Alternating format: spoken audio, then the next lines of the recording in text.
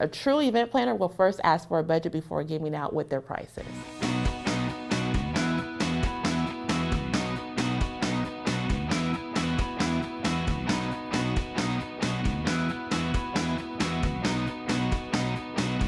Module 3.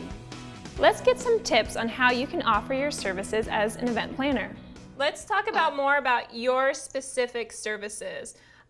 What kind of packages do you have? Do you charge things in custom, or do you have packages? We have packages. Once in a while we customize them, but for the most part we stay with day of, and the other one is the partial, and then we have the full service planning.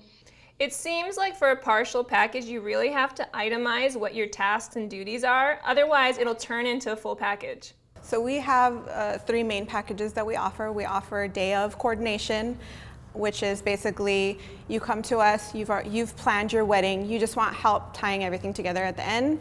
We offer partial planning, which is you want to be involved, you want to do most of the planning, but you need a little bit of help with vendors and with ideas and stuff like that. And we also have a full planning package, which is you want us to just take your idea and run with it. And our price points vary. They vary because of the type of wedding that different people want to have. We can have some weddings that have 80 guests and some weddings that have 400 guests. Some weddings are going to be really close in downtown LA, some are going to be hours away in Temecula. So we use all the information that we get from our clients at our meetings and our consultations, and we put together a specific package for them within our designated price range.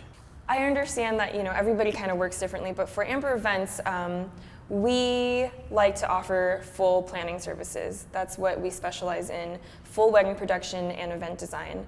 So that entails from the start to finish. So meeting your client, booking every step of the way, and walking them out the door at the end of the night of their wedding day, and even wrapping things up the next day, sending them a 1-year anniversary card, all of it. It means everything pretty much. So you're saying we do everything from the logistics like timeline and paperwork to design aspects as well? Is it both? Oh, completely. So full production means every detail, every logistic to the design process, the florists, budgeting, timeline, all of it. So on the wedding day, are you there as well? Of course. The planner is there along with up to 3 assistants or so, depending on the size of the wedding. I'm really about customizable because you could build a package all day long, but those packages aren't for everybody. If that makes sense. You know what I mean? You can build a package and to have a starting point, because you have to have some kind of bare minimum at the end of the day. Like, it's a business, it's not a charity. I mean, not to sound harsh, but we're in business. You know what I mean? So, but I try to build everything to where it's fair for the client and for my firm.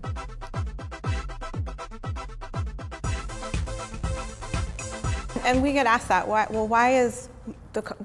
are you going to charge me differently than will you charge somebody else? And that's always my answer, is every wedding's different. For a 400-person wedding, we would want to have 2 assistants there for that day, versus an 80-person wedding, it would just be myself and 1 other person. What you charge for an event really depends on what the client is looking for, and everything is based on budget. Like, for instance, if you come to me and you say, Renee, how much would you charge me to throw an event for my company? I have about 50 employees and yada, yada, yada, right? And the first thing I'm gonna ask you is what's your budget, because I can tell you that my fee is $50,000. That could be less than your entire budget, right? So it really doesn't go like that. It's really based on the client's budget. A true event planner will first ask for a budget before giving out what their price is. How do they book clients? What would be the best steps in terms of reaching out to possible clients and maybe actually booking them once you do see them? Well, I always encourage them to advertise themselves and, book themselves at a bridal show. Bridal shows. Yeah, bridal shows. It's a really good way, especially for new planners coming up or whatever. If you have, I always say document your work. create a really good portfolio or whatever, because in our world, the competition is stiff. And displaying your work is a great way on having a Pinterest board where you can display some of your work for your clients to see. If you're just starting out and you don't have a company backing you, doing a trade for services kind of thing would be great, where you offer to coordinate a wedding in place of the photos, getting some photos and maybe a review.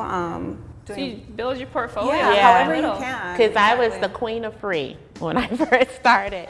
I can't tell you how many free services I gave away, but it was what I needed to do to really get out there. And also it's about building your confidence too. Up next, we'll find out the steps you can take when meeting with the clients. I like to meet somewhere that is casual and comfortable. So usually that means a coffee shop. That's one of my favorite places to meet clients and just, get to work with them, get more of their ideas out and just connect with them face to face.